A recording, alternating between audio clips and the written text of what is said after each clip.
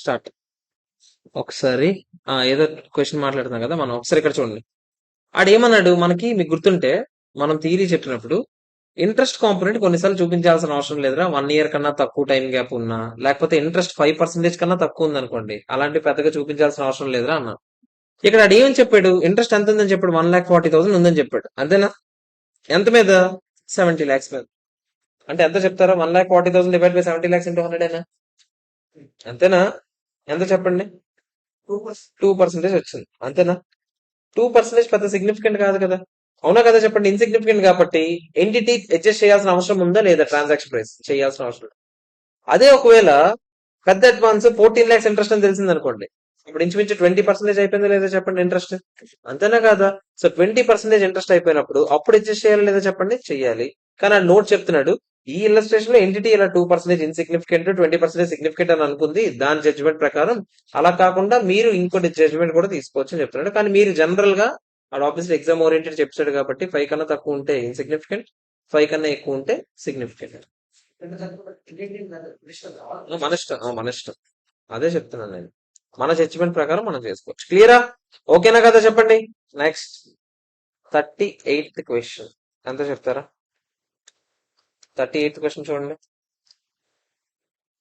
ఎన్కేటి limited sells a product to the customer. ఎంత కమ్మంట? 1,21,000. That is payable 24 months after delivery.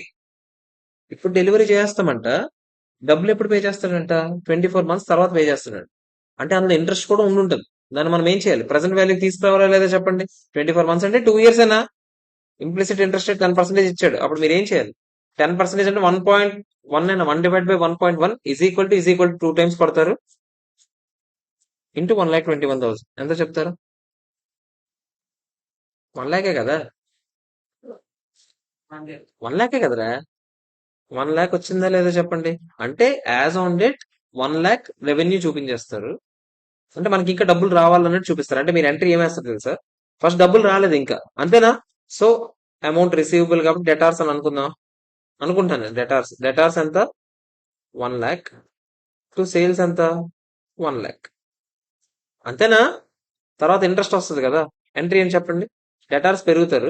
ఈ 2 years పాటు జరిగిన ఎంట్రీస్ తర్వాత నేను డైరెక్ట్ గా ఒకేసారి చెప్పేస్తాను, 21,000 2 years పాటు కలిపినవి, అంతేనా?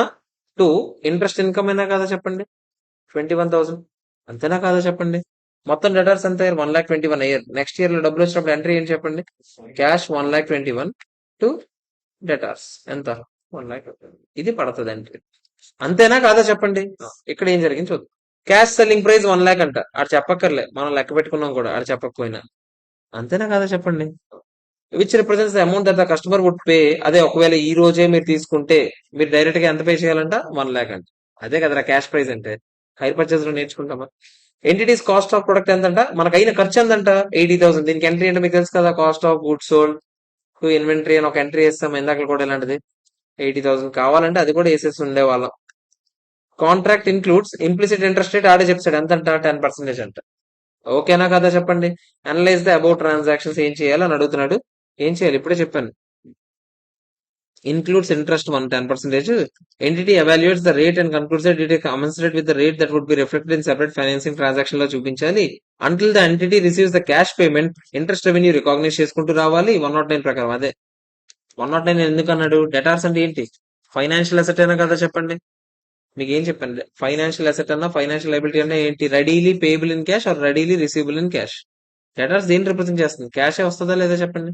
మీకు గుర్తుందా నేను మీకు చెప్పాను, అడ్వాన్స్ రిసీవ్డ్ ఫ్రమ్ కస్టమర్. ఇందాక ఏంటి? ఇది ఫైనాన్షియల్. ఇక్కడ 109 రాయలేదు. ఎందుకు రాయలేదు చెప్పండి? అడ్వాన్స్ వచ్చిందంటే ఆడు మన దగ్గర నుంచి డబ్బులు ఎక్స్పెక్ట్ చేయట్లేదు. ఏం ఎక్స్పెక్ట్ చేస్తున్నాడు? గూడ్స్ ఎక్స్పెక్ట్ చేస్తున్నాడు. చాలా చాలా ఇంపార్టెంట్. ఇక్కడ 109 పొరపాటును కూడా కోట్ చేయకూడదు మీరు, ఓకేనా? ఇక్కడ 109 కోట్ చేసుకోవచ్చు, ఎందుకంటే ఫైనాన్షియల్ అసెట్ అవుతుంది కాబట్టి. అర్థమైందా లేదా చెప్పండి? క్లియరా కాదా? ఆడు మనం ఎంట్రీ రాసాము, ఆడేమో థియరీ రాశాడు, అంతే తేడా. Clear or not? ఓకేనా కదా చెప్పండి. నెక్స్ట్ ఇదేంటో చెప్తారా? VT limited enters into a contract with customer to sell equipment. Control of the equipment is transferred to the customer and the contract is signed. అంటే వెంటనే ఇచ్చేస్తాం control. Price stated is 1 crore plus 10% interest అంట, payable in 60 monthly instalments. ఒక్కొక్కటి ఎంత అంట instalment? 2,12,470 rupees into 60 ఎంత చెప్తారు?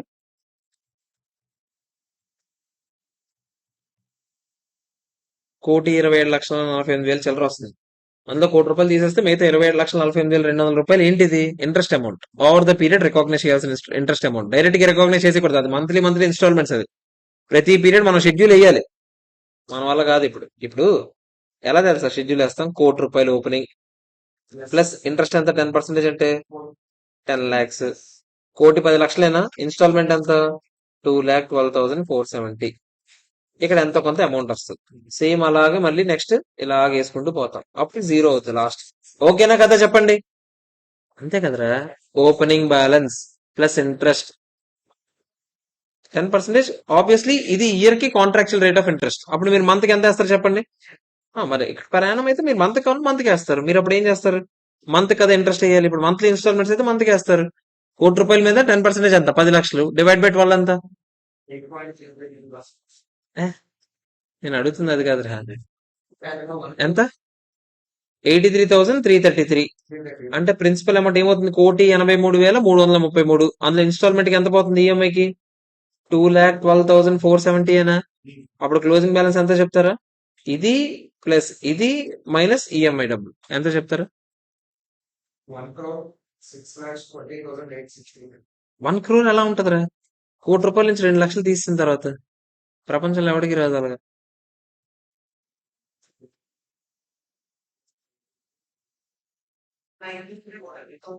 98,863 ఇలా వేసుకుంటూ పోతారు. అలా వేసుకుంటూ పోతే లాస్ట్ కి జీరో అవుతుంది. ఓకేనా కదా చెప్పండి? ఇది షెడ్యూల్ వేసే విధానం. ఇవన్నీ మీరు నేర్చుకుంటారు ఎక్కడ? 109 లో. 109 లో ఇవన్నీ నేర్చుకుంటాం మనం. ఓకేనా? ఆడేమంటున్నాడు? ఇప్పుడు డిస్కౌంటింగ్ రేట్ ఎంత? డిస్కౌంటింగ్ రేట్ ఎంత మనకు అడుగుతున్నాడా? Okay, discounting determine the discounting rate and the transaction price. First ఏంటంట? Contractual discounting rate reflects the rate in separate financing transaction. అంటే బయట ట్రాన్సాక్షన్ అంతే ఉందంట. బయట బయట వేరేగా అప్పులకి తిప్పే రేటు, మన కాంట్రాక్చువల్ డిస్కౌంట్ రేట్ ఒకటే ఉందంట. ఇప్పుడు అలాంటప్పుడు ఇంట్రెస్ట్ రేట్ ఏది వాడతాం చెప్పండి? డిస్కౌంట్ చేయడానికి 10% వాడుకుంటాం. బయట రేట్ ఈ రేట్ ఒకటే ఉంటే అదే వాడుకుంటాం. ఇందాక కూడా మీకు గుర్తుంటే ఒక స్టేట్మెంట్ వాడాను చూడండి. ఇక్కడ చూడండి. ఏదది? The entity evaluates the rate and concludes that it is commensurate with the rate that would be reflected in a separate financing transaction between the entity and its customer at contract inception. అంటే వేరేగా నేను ఒకడికి అప్పిచ్చినా కూడా అదే రేట్కి ఇస్తాను. So ఆ రేటే నేను ఇక్కడ యూజ్ చేసుకోవచ్చు లేదా? అదే యూజ్ చేసుకోవచ్చు. సో ఫస్ట్ క్వశ్చన్ అదే, ఏది వాడాలి అని అడుగుతున్నాడు. ఏది వాడతాము? 10% వాడతాము. అప్పుడు ట్రాన్సాక్షన్ ప్రైస్ ఎంత అంటే ఏం చెప్తాం? 1 కోటి రూపాయల? 1,21,00,000 చిల్లర 1 కోటి రూపాయలు ఆబ్వియస్లీ. సో 1 కోటి రూపాయలే ట్రాన్సాక్షన్ ప్రైస్ అవుతుంది. అంతేనా కదా చెప్పండి? ఇందాక చేసిన క్వశ్చన్ రిపీటెడ్ అవుతుంది. ఆ రెండో క్వశ్చన్ చూడండి ఒకసారి. Contractual discount rate does not reflect the rate in separate financing transaction. అంటే బయట రేట్ ఎంత ఉందంట? 14% ఉందంట. అప్పుడు మీరు ఏం చేయాలి తెలుసా? 14% వాడి ఇంట్రెన్సిక్ వాల్యూ కనుక్కోవాలి. అది ఎలా కనుక్కుంటారు చెప్తా చూడండి.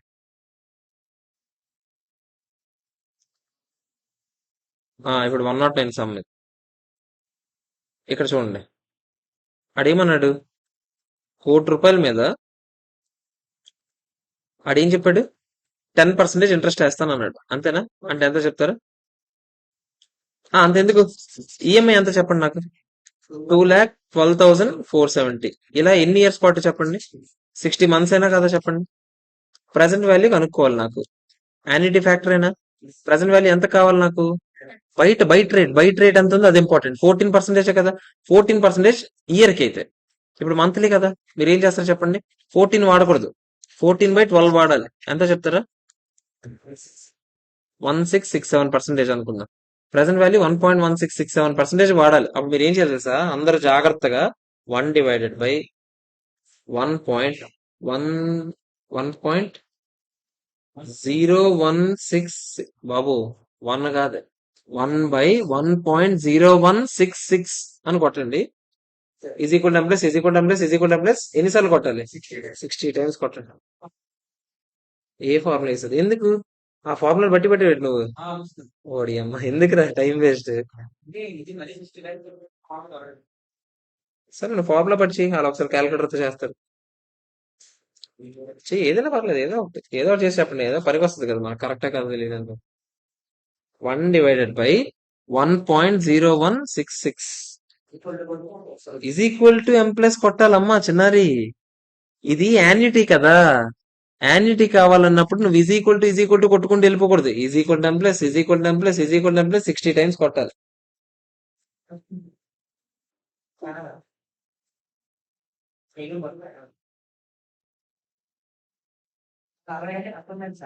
మెల్లగా చెయ్యండి రా, అవుతుంది రా.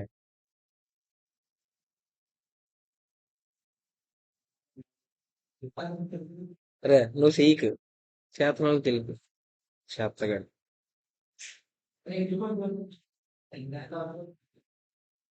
ఇది గ్రాండ్ టోటల్ చేయకూడదు. Is equal to M plus, is equal to M plus annuity factor కావాలి నాకు, ఫ్యాక్టర్ కాదు. గ్రాండ్ టోటల్ ఓన్లీ ఫ్యాక్టర్ కే వాడగలదు. నాకు ప్రతి ఇయర్ ఫ్యాక్టర్ ఎం ప్లస్ కొట్టుకుంటూ రావాలి. ఎంత వచ్చింది? ఎంత వచ్చిందా? ఇంటూ 2,12,470 చెయ్యి. ఇంటూ 2,12,470 ఎంత వచ్చింది? 80 lakh. వేవ్ వేవ్ రాంగ్ వచ్చింది.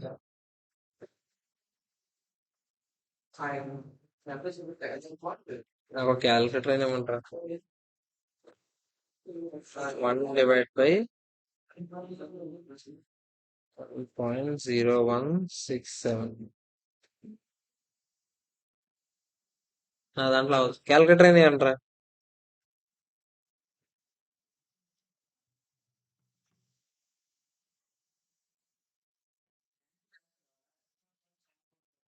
37.744 ఇంటూ 212,470. రాలే రాలే గురు, రాలేదు. నువ్వు ఏ రేట్ వాడేసావు? ఓకే సారీ, నాదే బ్యాడ్.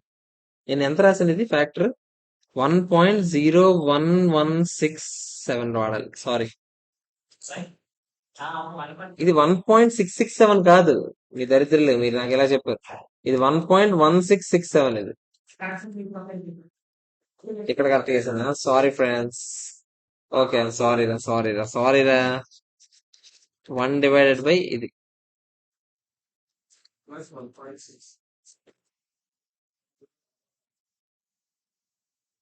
116666 అనేసి బెటర్.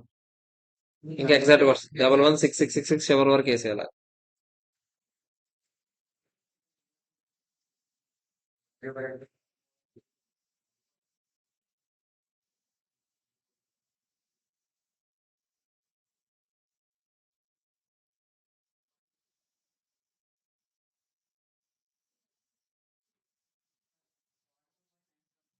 $42.973 ఇంటూ 2,12,470.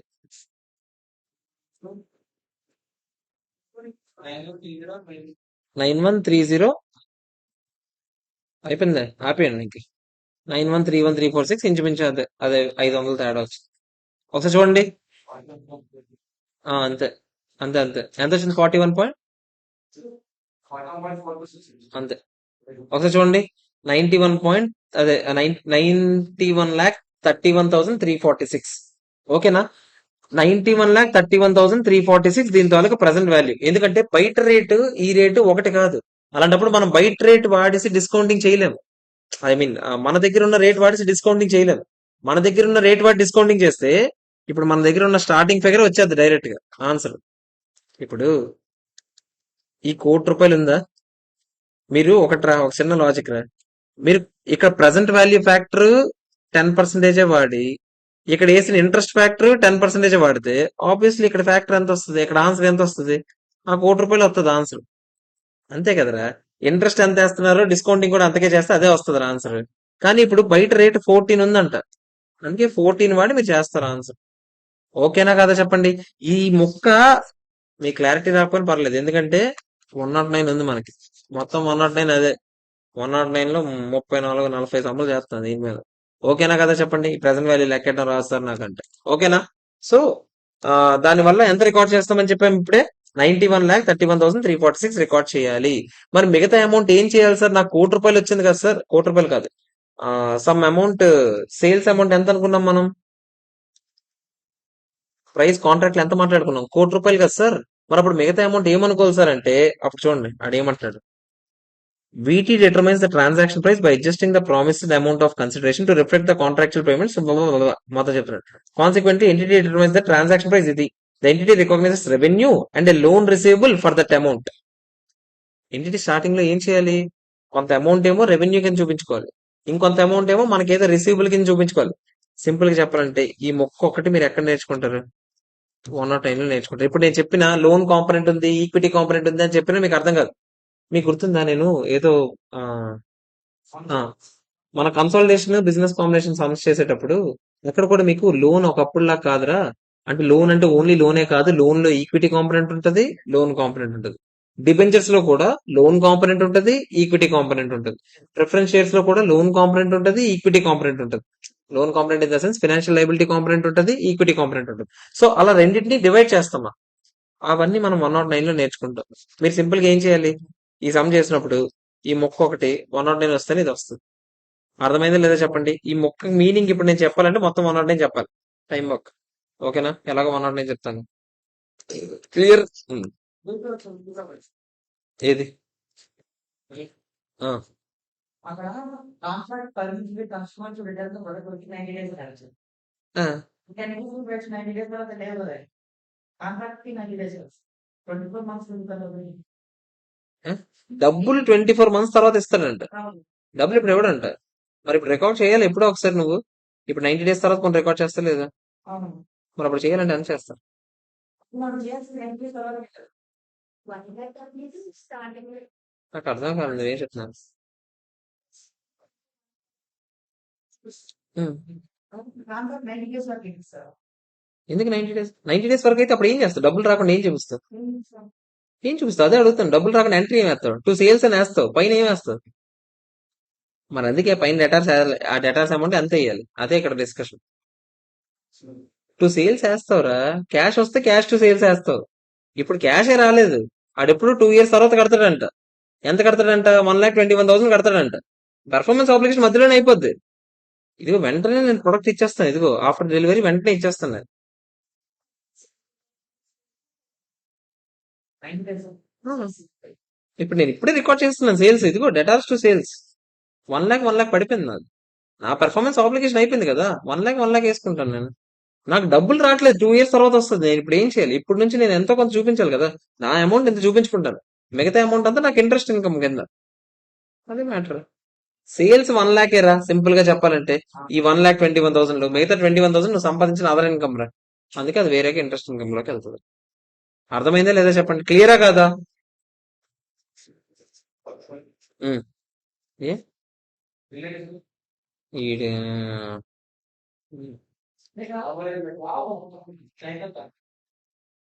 క్లాస్ వినేస్తాను మా అన్న. చూడండి ఒకసారి 40th క్వశ్చన్ చూడండి.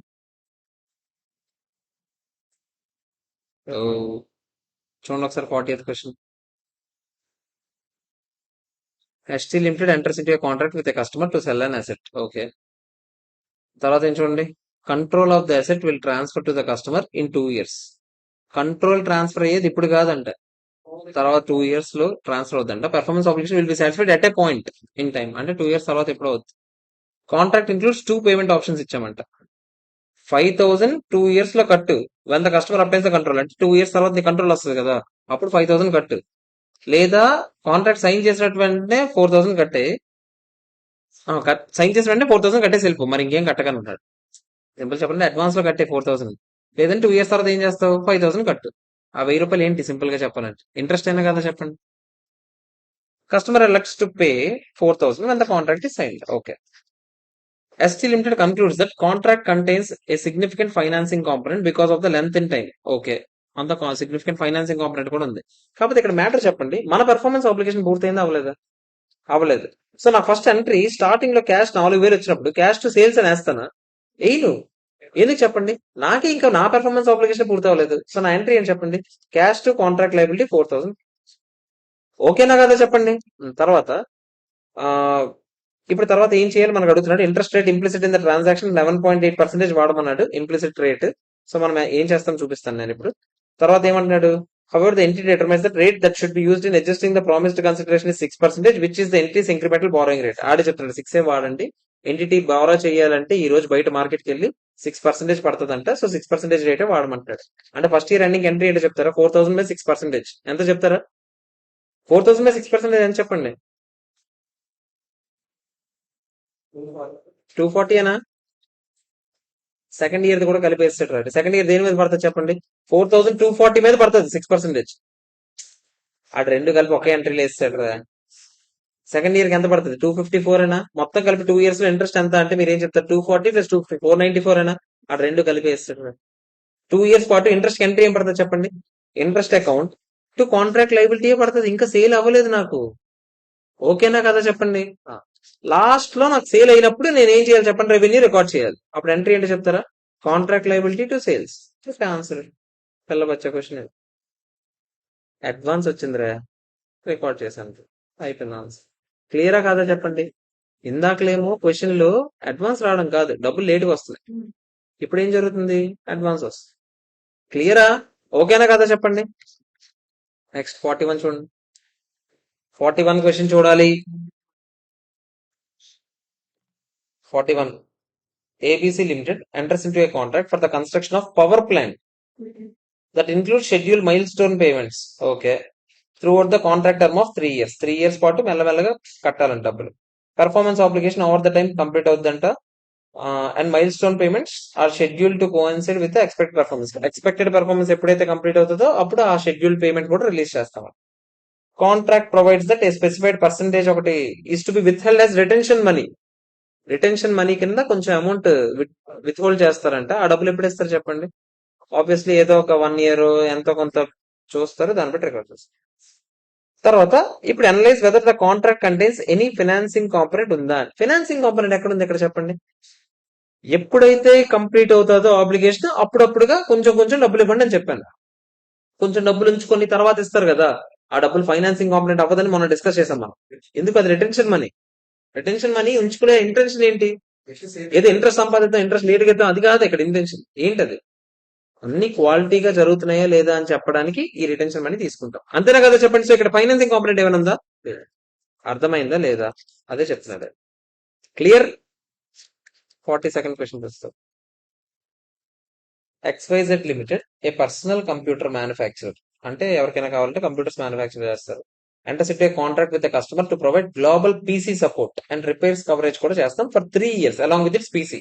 అంటే పీసీ అమ్ముతాము, రిపేర్స్ కూడా చేస్తామని చెప్తుంది. Customer purchases the support service అక్కడ కొనుక్కునేటప్పుడే కొనుక్కున్నాడట. ఓకే. తర్వాత ఏమంటున్నాడు? Consideration for the service is an additional 3,000 rupees extra తీసుకున్నాం. Customer selecting to buy this service must pay for it up front. అంటే ముందే కట్టేయాలంట, తర్వాత కడతామంటే అవ్వదు. 3,000 ఒకేసారి కట్టేయాలి. మంత్లీ మంత్లీ మీకు సర్వీస్ ఇస్తాం. అదే monthly monthly in the sense ఎప్పుడు రిపేర్ వస్తే అప్పుడు సర్వీస్ ఇస్తాం. ఇప్పుడు ఇక్కడ ఫైనాన్సింగ్ కాంపోనెంట్ ఉందా లేదా? ఇది కొంచెం డిప్లొమాటిక్ ఆన్సర్ లాగా ఉంటాయి, ఒకసారి జాగ్రత్త చూడండి. ఆడు ఏమంటున్నాడంటే టు డిటర్మైన్ ఫైనాన్సింగ్ కాంపోనెంట్ ఉందా లేదా చూడాలంటే అసలు మనం ఏం చేస్తున్నామో చూడాలి. పేమెంట్ టర్మ్స్ ఏంటి, అసలు ఆ పర్పస్ ఏంటో చూడాలి. Entity charges a single upfront amount, not with the primary purpose of obtaining financing from the customer, but instead to maximize probability, taking into consideration the risk associated with providing the service. అంటే అది ఏమంటాడంటే ఇక్కడ entity intention ఏదో డబ్బులు ముందు తీసుకుందాం అంటే ఏదో ఆ కస్టమర్ దగ్గర నుంచి డబ్బులు తీసుకుందాం, ఈ డబ్బులు ఇంట్రెస్ట్ తిప్పేద్దాం అంటే ఫ్రీ ఇంట్రెస్ట్ ఫ్రీ లోన్ వస్తుంది కదా. అంతేనా కదా చెప్పండి? ఇంట్రెస్ట్ ఫ్రీ లోన్ తీసుకుందాం అనేది కాదు ఈ ఉద్దేశం. ఇక్కడ ఈ ఉద్దేశం ఏంటి చెప్పండి? ఇక్కడ ఈ ఉద్దేశం జస్ట్ వాడి సేల్స్ మేనేజ్ చేసుకోవడానికి, ఒక సస్టైనబిలిటీ ఉండడానికి. అంటే తర్వాత అయితే ఇస్తాడో లేదో తెలీదు, తర్వాత అయితే సర్వీస్కి వస్తాడో లేదో తెలీదు. ముందే చెప్తాం అనుకోండి 3 years సర్వీస్ ఇస్తాం సార్ మేము, ముందే మాకు డబ్బులు కట్టేస్తే అని చెప్పాం అనుకోండి. ఇక్కడ మన ఇంటెన్షన్ ఏంటి చెప్పండి? అంటే తర్వాత మళ్ళీ ఆడు సచ్చినట్టు ఇప్పుడు మన దగ్గరికి వస్తాడు. ఎలాగో 3,000 మనకు వచ్చాయి. ఫస్ట్ సేఫ్ సైడ్ మనం పడుంటామో లేదా 3,000 వచ్చేస్తాయి అనే ఇంటెన్షన్ తోనే చెయ్యొచ్చు. తర్వాత ఏమన్నా specifically customers could pay monthly option కూడా వాళ్ళకి ఇచ్చుంటే అప్పుడు ఆడు obviously less likely to renew. Monthly monthly pay చేయాలంటే ఎవడు కూడా అంత ఇంట్రెస్ట్ చూపించడు. ఇప్పుడు 3,000 ఒకేసారి పే చేయడానికి, మంత్కి ఒకసారి మీరు రిపేర్ చేసుకోవాలంటే ఎంత కట్టాలి సార్ అని చెప్పడానికి తేడా ఉంది రెండింటికి. అంతేనా? మీరే చెప్పండి. ఒక ఆ, ఏదో ఆ, ఏదైనా ఒక సర్వీస్ ఉంది, ఇన్సూరెన్స్, బైక్ ఇన్సూరెన్స్ అనుకుందాం. 1 ఇయర్ తీసుకున్నాం బైక్ ఇన్సూరెన్స్ అనుకుందాం. 1 ఇయర్ తర్వాత రెన్యూ చేయించడానికి అంత ఇంట్రెస్ట్ చూపించరు. అదే స్టార్టింగ్ లో బైక్ కొన్నప్పుడే ఇన్సూరెన్స్ కింద కట్టియాలి సార్ అంటే ఇప్పుడు మ్యాండేటరీలే. నేను అందుకే మ్యాండేటరీ తీసేయండి. మామూలుగా జనరల్ గా పర్సన్ యొక్క ఇంటెన్షన్ మారిపోతే లేదా చెప్పండి. సో ఆడి ఉద్దేశం ముందుగానే డబ్బులు తీసుకుందాం అనేది ఆడి ఉద్దేశం ఇక్కడ. తర్వాత ఇది ఏమంటున్నాడు, the population of customers that continue to use the support service in letters may become similar and less divorce over the time. అంటే కస్టమర్స్ కొన్ని రోజుల తర్వాత ఉండొచ్చు ఉండకపోవచ్చు, మన కంపెనీ ఉండొచ్చు ఉండకపోవచ్చు, అందుకే ముందే డబ్బులు తీసుకుంటే బెటర్ కదా అని అన్నాడు. In addition customers tend to use services more if they pay monthly rather than making an up front payment. Up front payment చేస్తే ఆడు రావచ్చు రాకపోవచ్చు ఏదైనా జరగవచ్చు, కానీ మనకైతే డబ్బులు ముందు వచ్చేస్తాయి, సేఫ్ సైడ్ లో మనం ఉంటాం. Finally entity would incur high administration cost as the cost related administrating. ఇప్పుడు రెన్యూవల్స్ పెట్టామనుకోండి, అడ్మినిస్ట్రేషన్ కాస్ట్ కూడా పెరిగిపోద్ది. ఎందుకు చెప్పండి, మంత్లీ మంత్లీ ఫోన్ చేయాలి సార్, మీరు రెన్యూ చేయించుకోవాలి సార్, గడిది గుడ్డు సార్, ఇవన్నీ చెప్పాలా లేదా చెప్పండి, దీనికో టైం బొక్క. అవునా కదా చెప్పండి. ఇవన్నీ చెప్పి ఆడేమంటాడు, ఇక్కడ ఫైనాన్సింగ్ కాంపొనెంట్ లేదు, ఇక్కడ ఆడి ఉద్దేశం అంతా అక్కడ మేమేదో ఇంట్రెస్ట్ సంపాదించేద్దాం అని కాదు, ఇక్కడ మా ఉద్దేశం ఏంటి, జస్ట్ ముందుగానే డబ్బులు తీసుకుంటే ఈడు ఎక్కడ పోవడం మన దగ్గర సచ్చినట్టు పడి ఉంటాడు అనేది మా ఉద్దేశం. అలాగైతే మీరు ప్రతిదీ డిప్లొమాటిక్ గా రాసుకోవచ్చు. ఆ ఎక్స్టెండెడ్ వారంటీకి కూడా మీరు అలాగే రాయొచ్చు. ఏమని చెప్పొచ్చు మీరు దానికి కూడా, ఎక్స్టెండెడ్ వారంటీ, అది ఎక్స్టెండ్ వారంటీకి ఎలాగో మనం ఫైనాన్సింగ్ కాంపొనెంట్ చూపించుకోవడం, వారంటీ కూడా అందుకే మనం ఈ రీజన్ రాసుకోవచ్చు యాక్చువల్ గా. ఇప్పుడు ఇందాక క్వశ్చన్ అడిగాడా వారంటీ, దానికి కూడా ఇదే రీజన్ రాయొచ్చు. ఇప్పుడు వారంటీ తీసుకోవడానికి అక్కడ కూడా ఇంటెన్షన్ ఏంటి చెప్పండి, ముందుగానే డబ్బులు తీసుకుని పడి ఉంటాడని. అటు రావచ్చు రాకపోవచ్చు ఏదైనా జరగచ్చు, అంతేనా కదా చెప్పండి. అయినా కూడా మనకు డబ్బులు ముందుగానే వచ్చేస్తాయా, అక్కడ ఫైనాన్సింగ్ కాంపొనెంట్ ఉండదనే కదా అక్కడ కూడా, సేమ్ లాజిక్ అయినా కదా, ఇక్కడ వాడింది అక్కడ కూడా వాడచ్చా లేదా చెప్పండి. క్లియర్, ఓకేనా కాదు. 43rd, computer hardware vendor. And ఇవన్నీ చూడండి, ఒక్కసారైనా కనీసంలో కనీసం చదివితేనే ఓకే ఇక్కడ ఇలా రాయాలి ఇక్కడ ఇలా రాయాలి అనే మొక్క తెలుస్తుంది, లేకపోతే ఇట్స్ గాన్. ఎవడి వల్ల కాదు, ఎవడు రాయాలి, ఒకదానికి ఇలా రాస్తామో ఒకదానికి ఎలా రా, అది ఎవడి వల్ల కాదు. అలాగని బట్టి పట్టమని కూడా నేను అనట్లేదు, కన్క్లూజన్ తెలుసుకోండి, దేనికి ఏది కన్క్లూజన్ ఎక్స్పెక్ట్ చేస్తున్నాడు అది ఒక్కటి తెలుసుకొని అది ఒక్కటి మాత్రం రాయడానికి ట్రై చేయండి. ఏదో సొల్లంతా ఎవడు చదవడు కూడా. 43rd క్వశ్చన్ చూడండి, computer hardware vendor enters into 3 years arrangement with the customer to provide support services for customers with లో క్రెడిట్ రేటింగ్స్ ఉన్న వాళ్ళు ముందుగానే కట్టియండి, రేపు పొద్దున మళ్ళీ కడతారు లేదా అని మన బాధ. క్రెడిట్ స్కోర్ బట్టి వాళ్ళు ఎప్పుడు కట్టాలో చెప్తామండి. అదర్ కస్టమర్స్ తర్వాత తర్వాత కట్టుకోవచ్చు, అంటే ఇప్పుడు ఫైనాన్సింగ్ కాంపొనెంట్ ఉందా లేదా అని అడుగుతున్నాడు. ఇక్కడ కూడా మీరు ఇక్కడ చూడండి, ఇక్కడ మన ఉద్దేశం కూడా ముందుగా కట్టమని చెప్పడానికి మన మెయిన్ ఉద్దేశం ఏంటో చెప్పండి. అక్కడ ఆడికి ఏదో ముందుగానే డబ్బులు తీసుకుందాం ఇంట్రెస్ట్ తిప్పేద్దామనా ఇక్కడ ఉద్దేశం కాదు. ఇక్కడ మన మెయిన్ ఉద్దేశం ఏంటి, ఆడి క్రెడిట్ స్కోర్ తక్కువ ఉందంటే రేపు పొద్దున్న ఎగ్గొట్టేస్తాడేమో, అందుకని ముందుగానే తీసుకుంటే బెటర్ కదా అనే ఉద్దేశమే గానీ ఇక్కడ కూడా ఇంట్రెస్ట్ ఏమన్నా మన ఇంటెన్షన్ ఉందా, లేదు. అదే logic, does not provide the customer any significant benefit of financing. ఇవన్నీ చెప్పాను కదా, ఒకసారైనా చదువుకుంటే మనకు. నెక్స్ట్ ఇక్కడ చూడండి, సాఫ్ట్వేర్ వెండర్ ఎవడో ఉన్నాడంట, enters into a contract with customer to provide licence solely in exchange for sales based royalty. Licence ఇస్తాను, లైసెన్స్ ఇచ్చినందుకు డబ్బులు ఎలా ఇవ్వాలి, సేల్స్ ఎంత అయితే దాని మీద ఇంత రాయల్టీ పర్సెంటేజ్ నాకు ఇచ్చారు. ఇక్కడ నాకు సిగ్నిఫికెంట్ ఫైనాన్సింగ్ కాంపొనెంట్ ఉందా లేదు, ఇక్కడ కూడా నాకు సిగ్నిఫికెంట్ ఫైనాన్సింగ్ కాంపొనెంట్ లేదు. ఇక్కడ మన ఉద్దేశం తర్వాత తీసుకుందాం ఇంట్రెస్ట్ తో కలిపి వస్తుంది అదంతా మన ఉద్దేశమా, లేదు. రెవెన్యూ పెంచుకోవడమే కానీ ఇక్కడ ఇంటెన్షన్ సేల్స్ బేస్డ్ రాయల్టీ ఎందుకు తీసుకుంటారు చెప్పండి. ఆడికి నమ్మకం ఉంది ఆడి ప్రొడక్ట్ సేల్స్ ఎక్కువ అవుతాయని. సేల్స్ ఎక్కువ అవుతున్నప్పుడు నాకు ఫిక్స్డ్ గా ఇంత అమౌంట్ ఇచ్చేయండి అని చెప్పడం కన్నా రాయల్టీ ఇవ్వండి అని అడుగుతాడు ఎవడైనా తెలివైనడైతే. అంతే కదరా. ఇప్పుడు కేఎఫ్సి లాంటి వాళ్ళందరూ ఫ్రాంచైజ్ ఇచ్చాక వదిలేరు, సేల్స్ మీద ఇంత పర్సెంటేజ్ రాయల్టీ పే చేయాలి వాళ్ళకి. ఎందుకు వాళ్ళు జడ్డోలు కాదు, వాళ్ళకి తెలుసు, ఒక క్లారిటీ ఉంది. రాయల్టీ బేస్డ్ నడుస్తాయి ఫ్రాంచైజీలన్నీ. అంతేనా, ఇక్కడ మనం ఫైనాన్సింగ్ గా తీసుకుందామని కాదు ఇక్కడ మన ఉద్దేశం ఏదో. ఇక్కడ జస్ట్ మన ఇంటెన్షన్ మన ప్రాఫిట్స్ పెంచుకుందామనే కానీ మనకి ఇంకేం ఆలోచన లేదు. సో ఇక్కడ కూడా ఫైనాన్సింగ్ కాంపొనెంట్ ఉందా లేదా, లేదు. ఇవన్నీ ఏం తెలుసా, ఇదిగో ఇక్కడ ఎక్సెప్షన్ లిస్ట్ చదివామా, ఇక్కడ చూడండి, consideration is based on future events, sale based royalty ఓ పాయింట్ కింద ఇచ్చాడు. ఓకేనా, time gap 1 year or less, లేకపోతే ఇన్సిగ్నిఫికెంట్ చెప్పాడు, ఇంకో పాయింట్ చెప్పలేదు యాక్చువల్గా. ఇంకోటి కూడా ఇక్కడే రాస్తుంటే అయిపోయింది, ఏది అదే ఆ వారంటీ కేసులు అవన్నీ. అప్ ఫ్రంట్ పేమెంట్ తీసుకోవడానికి మెయిన్ రీజన్ కూడా ఇక్కడే రాస్తుంటే అయిపోయింది. క్లియరా కదా చెప్పండి. Next question number 45, an EPC contractor enters into a 2-year contract to develop customized machine తయారు చేసి ఇస్తామంట.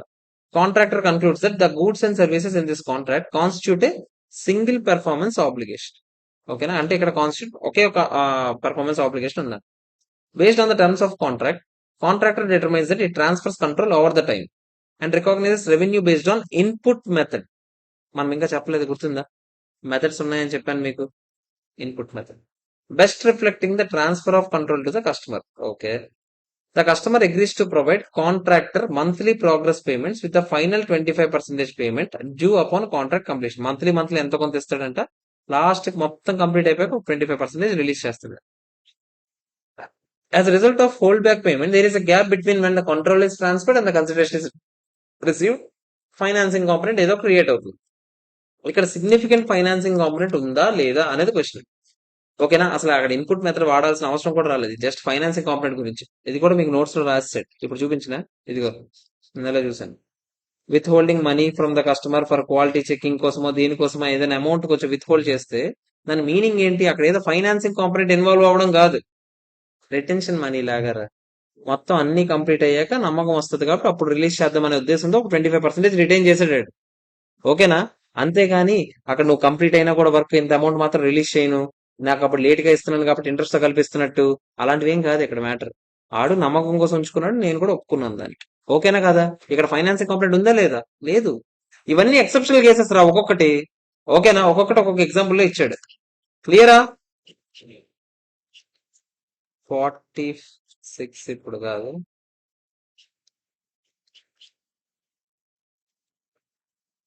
వెనక నుంచి వద్దాం.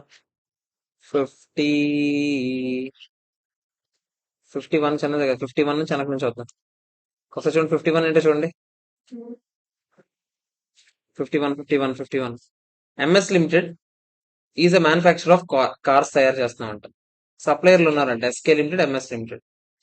ఎస్కే లిమిటెడ్ సప్లయర్ అంట మనకి. ఎంఎస్ లిమిటెడ్ 10,000 స్టీరింగ్ సిస్టమ్స్ కొన్నామంట ఎస్కే లిమిటెడ్ నుంచి. It also agrees to pay 25,000 per steering system and contributes tooling to be used in, అంటే ఎస్కే ప్రొడక్షన్ ప్రాసెస్ కి మనమే టూల్స్ కూడా ఇస్తామంట. ప్లస్ ఒక్కొక్క దానికి స్టీరింగ్ కి ఎంత ఇస్తామన్నాము? 25,000 ఇస్తాము. టూలింగ్ కి ఫెయిర్ వాల్యూ ఎంత ఉందంట? 2 కోట్లు ఉందంట. అంటే ఫ్రీగా ఇచ్చేస్తున్నాం మనం టూలింగ్. మనమేం జడ్డలు పెట్టి ఫ్రీగా టూలింగ్ ఇచ్చేయడానికి. అక్కడ ఉద్దేశం ఏం చెప్పండి? ఈ డబ్బులు అందుకే తగ్గించి ఉంటాడు. మనము ఆడికి కావాల్సిన పని ఏదో మనం చేసాంరా, ఆబ్వియస్లీ ఆడు మనకి ఇచ్చే డబ్బులు తగ్గించే మనకు ఛార్జ్ చేస్తాడా లేదా? ఇప్పుడు నేను మీకు ఫీజు 5,000 అని చెప్పాను రా, ఓకేనా? నాకేదో మీ ఊరు నుంచి ఏదో తీసుకొచ్చో, ఏదో సంథింగ్ ఏదో చేసుకోవచ్చో. అప్పుడు నేను అనుకున్నాను, సరేలే ఎలాగో మనకి ఎంత కొంత తీసుకొస్తున్నాడు కదా, నేను తక్కువ ఛార్జ్ చేశాను అనుకుందాం. ఇక్కడ ఏం జరుగుతుంది? నేను మీకు తక్కువ ఛార్జ్ చేసినప్పుడు నేనేం జడ్డు కాదు, నాకు తెలుసు. అంతేగా చెప్పండి, మీ దగ్గర నుంచి నాకు ఇంకో రూపంలో ఏదో కన్సిడరేషన్ వస్తుందా లేదా? దాని ద్వారా fair value, non monetary consideration రా. ఎంత అని చెప్పండి? టూలింగ్ ఏదో ఇస్తున్నాడా, దాని వాల్యూ ఎంత? 2 crores. ఇప్పుడు ఎంత చూపించాలి? ఆడు ఏమడుతున్నాడు? Determine the transaction price. ఎంత ట్రాన్సాక్షన్ ప్రైస్? 25 కోట్లు మామూలుగా కడుతున్నాడు, 25,000 ఇంటూ 10,000 ప్లస్ 2 కోట్లు ఇది ఇస్తున్నాడు, మొత్తం కలిపి ఎంత? 27 crores. అయిపోయింది ఆన్సర్. అర్థమైందా లేదా చెప్పండి? క్లియరా? నెక్స్ట్ 50కి రండి. Production company Y sells a television show to television company X. Consideration ఎంత అంట? ఫిక్స్డ్ అమౌంట్ 1,000 అంట, అండ్ 100 అడ్వర్టైజ్మెంట్ స్లాట్స్ కూడా ఇస్తున్నామంట. ఎవరెవరికి ఇస్తున్నారు? మనం ప్రొడక్షన్ కంపెనీ అమ్ముతుంది కాబట్టి టెలివిజన్ కంపెనీ మనకి ఏమి ఇస్తుంది? 1,000 రూపీస్ అదేదో షోకి ఇస్తుంది డబ్బులు, ప్లస్ స్లాట్స్ కి ఒక 100 అడ్వర్టైజ్మెంట్ స్లాట్స్ కూడా ఇస్తున్నాను. Y determines the stand alone selling price of the show would be 1,500. మామూలుగా అయితే ఈ షో ఎంత కమ్మాలి? 1,500 అమ్మాలి. కానీ మనం 1,000 రూపాయలకి అమ్మామంటే దాని రీజన్ ఏంటి చెప్పండి? అడ్వర్టైజ్మెంట్ స్లాట్స్ కూడా వస్తున్నాయి కాబట్టి. Fair value of advertisement slot కూడా ఇచ్చాడు, ఎంతంట? 600 అంట. అంటే మీరు ఇక్కడ చూస్తే 1,000 రూపాయలు ఫిక్స్డ్ అమౌంట్ ఉంది, ప్లస్ నాన్ మానిటరీ కన్సిడరేషన్ ఎంత? 600. మొత్తం కలిపి ఎంత చెప్పండి? 1,600. అయిపోయింది ఆన్సర్. యాక్చువల్ గా 1,600. ఒకవేళ అడ్వర్టైజ్మెంట్ స్లాట్స్ తాలూకు ఫెయిర్ వాల్యూ తెలియదు అనుకోండి, ఈ 600 తెలియదు అనుకోండి, అప్పుడు ఏం తీసుకుంటాం చెప్పండి? ఇది ఎలాగో తెలియదు. బయటోడికైతే మామూలుగా మనం ఎంతకి ఇస్తున్నాము? 1,500కి ఇస్తున్నాము. అప్పుడు మన ట్రాన్సాక్షన్ ప్రైస్ ఏమవుతుంది చెప్పండి? 1,500. ఉంటే అది వాడంటారు ఇన్ఫర్మేషన్, అది లేకపోతే ఇది వాడంటారు. కానీ ఫస్ట్ ప్రిఫరెన్స్ దేనికి ఇస్తాము? Money plus value of non monetary consideration. ఎక్కడ విన్నట్టుంది? Money plus value of non monetary consideration.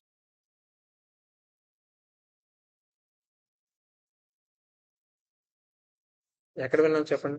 Same example అంటే ఎక్కడ సిఎస్బిఎస్కి రూల్ నెంబర్ 27. ఉంటే When consideration is not wholly paid in money, first open market value, లేకపోతే ఏం చేస్తారు చెప్పండి, money plus value of non monetary consideration. అదే లైక్ కైండ్ అండ్ క్వాలిటీ చూస్తాము, అది లేకపోతే money plus value of non monetary consideration. అదేనా ఇక్కడ నేర్చుకున్నాం. సర్లే ఇప్పుడు ఎందుకు లేమా, ఇక్కడ ఎంత వచ్చింది ఇది మనం చేసాం. ఓకేనా కదా, క్లియరా కదా చెప్పండి. నెక్స్ట్ 49 చూడండి. RT Limited enters into a contract to build an office building for AT Limited over an 18 months period. Okay. AT Limited agrees to pay the construction entity 350 crores for the project. RT Limited will receive a bonus కూడా వస్తుందంట. ఎంతంట, 10 lakh equity shares. ఎప్పుడు, 1 year లోపల complete చేస్తేనే. అంటే ఇది variable consideration ఉందా, fair value of 100 per share at contract inspection. ఇప్పుడు transaction price ఎంత అంటే, ఫస్ట్ ఇది అంతా దేని మీద డిపెండ్ అయి ఉంటుంది, మనకు బోనస్ రావచ్చు రాకపోవచ్చు విత్ ఇన్ 1 year. అంటే ఇక్కడ రెండు అవుట్కమ్స్ ఉన్నాయి. మోస్ట్ లైక్లీ మెథడ్ అయినా మనం వాడతాం. అయితే 10 కోట్లు రికార్డ్ చేస్తాము, లేకపోతే రికార్డ్ చేయాలి. అదే 10 లక్షల ఈక్విటీ షేర్స్ వాళ్ళకి వాల్యూ రికార్డ్ చేస్తాం, లేకపోతే చేయండి. చేసి ఒకవేళ మనకు వచ్చేలాగానే ఉందనుకోండి, ఎంత రికార్డ్ చేయాలి చెప్పండి. 10 lakh షేర్స్, ఒక్కొక్కటి ఎంత, 100 రూపీస్ అయినా. ఆడే చెప్పాడు కదా, 10 lakh ఇంటూ 100 అని చెప్పండి, 1000 lakhs. 1000 lakhs అంటే మనం ఏమొచ్చు, 10 crores అనొచ్చా. 10 crores ప్లస్ 350 crores మొత్తం కలిపి ఎంత, 360 crores రికార్డ్ చేసుకునేవాళ్ళు. ఎప్పుడు వస్తుందని నమ్మకం ఉంటేనే, రాదంటే మనం రికార్డ్ చేస్తాం అసలు. 350 crores. క్లియరా కాదా చెప్పండి, ఓకేనా కాదా. నెక్స్ట్ 48 వన్ చూడండి. అండ్ ఎంటిటీ, 48 మీకు హోంవర్క్, సేమ్ 48 మీకు హోంవర్క్. 47 నేను చెప్తాను, 46 కూడా నేను చెప్తాను.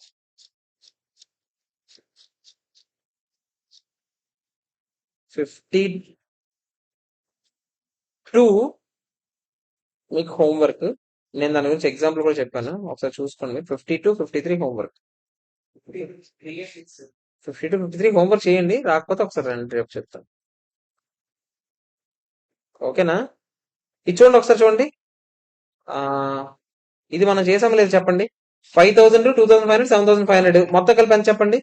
మొత్తం కలిపి ఏమో 10,000 అని చెప్పాడు. మీకు గుర్తుందా, రేషియోలు అలొకేట్ చేసాం, ఆడ తీసుకెళ్లి క్వశ్చన్ లో పెట్టాడు, అక్కడ ఎగ్జాంపుల్ లో పెట్టాడు. గుర్తుందా లేదా చెప్పండి.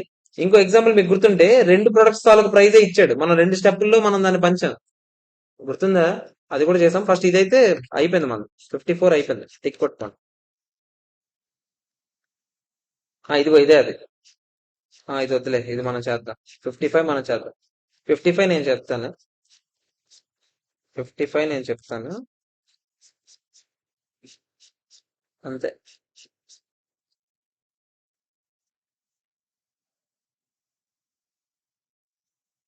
ఆగండి. 59 ఇది ఏంటో దాన్ని ఏమంటారు, హోంవర్క్. ఇదేంటో చూడండి, పేరోల్ ప్రాసెసింగ్ కంపెనీ అంట. రెవెన్యూ ఎలా రికాగ్నైజ్ చేయాలంటే, ఇది single performance application, series of service అయినా కదా చెప్పండి. అంటే సింగిల్ పర్ఫార్మెన్స్ అప్లికేషన్ అయినా, అప్పుడు ఎలా రికార్డ్ చేస్తారు, అదే మంత్లీ చూసుకుంటాము, దాన్ని బట్టి అంత కొంత మన అమౌంట్ రికాగ్నైజ్ చేసుకుంటాం, ఇంతేనా. సో థియరీ క్వశ్చన్ 59 మీరు చేయాలి, అంతే. ఇప్పుడు ఎన్ని అయినట్టు, 50 దాటిన తర్వాత ఎన్ని అయ్యాయి చెప్పండి. 50 దాటిన తర్వాత మీకు 2 హోంవర్క్ ఇచ్చాను, 51 మనం చెప్పాం, అంతేనా. 50 తర్వాత ఎన్ని ఉన్నాయి, 51 అయిపోయింది. 51 అయిపోయింది, 54 అయిపోయింది. 52, 53 కూడా హోంవర్క్ ఇచ్చాను కదా ఇప్పుడు నేను. అంటే 55 వరకు అయ్యాయి, పైన ఒక 5 అంటే 50 అయ్యి ఉంటాయి కరెక్ట్ గా. దగ్గర 50 అయిపోయి. రేపు మీ క్లాస్ ఉంటుందని చెప్పాను, ఉండదని చెప్పాను. రేపు ఉండదు, ఎల్లుండి క్లాస్ ఉంటుంది. ఓకేనా, ఎల్లుండి హాఫ్ డే 2 క్లాసెస్ ఉంటాయి, రేపటి క్లాస్ ప్లస్ ఎల్లుండి క్లాస్. ఎల్లుండి మనం మాక్సిమం కంప్లీట్ చేసుకోవడానికి ట్రై చేద్దాం. Okay, clear.